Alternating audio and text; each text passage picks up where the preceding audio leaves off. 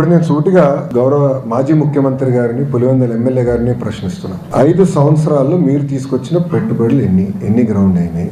మేము 8 నెలల్లో తీసుకొచ్చిన పెట్టుబడులు ఏంటి? చర్చకి నేను సిద్ధం, ఆయన సిద్ధమా? మళ్ళీ కోడిగుడ్డుని పంపిస్తాడు. మాకు కోడిగుడ్లు వద్దు, మాకు ఆమ్లెట్లు వద్దు, డైరెక్ట్ గా రమ్మనండి, ఐఎమ్ రెడీ టు టాక్, నేను ఎక్స్ప్లెయిన్ చేస్తాను. ఇప్పుడు ఆర్సిలర్ మిత్తల్ ప్రాజెక్ట్ నేను 2019లో కలిసా. ఇందులో డావోస్ లో TCS వాళ్ళ బూత్ బయట కలిసి ఆనాడు చెప్పి ఆంధ్ర రాష్ట్రానికి రాండి అని. మీరు ఆదిత్యని కూడా అడిగాను. అప్పటి నుంచి ఐ మెయింటైన్ దట్ రిలేషన్ అండి. 5 years I maintain that relationship. India ప్రభుత్వ అధికారులకు వచ్చినంటేనే నేను ఫోన్ చేశాను, బాస్ 5 years అయింది, మీరు వేరే రాష్ట్రానికి వెళ్దాం అనుకున్నారు, అక్కడ ఏం అవ్వలేదు, వచ్చేయండి వేరే రెడీ. ఒక్క జూమ్ కాల్ తో కదిలిందండి ఆ ప్రాజెక్ట్. అక్కడ పారిశ్రామికవేత్తలందరూ నన్ను ఏమడుగుతున్నారు, మీరు గ్యారంటీ ఇస్తారా జగన్మోహన్ రెడ్డి అనే వ్యక్తి మళ్ళీ గెలవడాన్ని? ఎందుకంటే PPL రద్దు చేశారు, అమర్ రాజా లాంటి కంపెనీని తరిమేశాడు, అనేక కంపెనీలు హెరాస్ చేశారు, సకాలంగా కరెంట్ బిల్లు మన కరెంట్ కూడా అందించలేదు, పవర్ హాలిడేస్ ప్రకటించారు. ఇండస్ట్రీ చాలా నష్టపోయిందండి ఆంధ్ర రాష్ట్రంలో. ఇప్పుడు అదంతా రివైవ్ చేసినాక మేము కష్టపడుతున్నాం, బ్రాండ్ రివైవ్ చేసినాక కష్టపడుతున్నాం. ఈ రోజు మహారాష్ట్ర మాతో పోటీ పడుతుంది, తెలంగాణ మాతో పోటీ పడుతుంది, తమిళనాడు మాతో పోటీ పడుతుంది.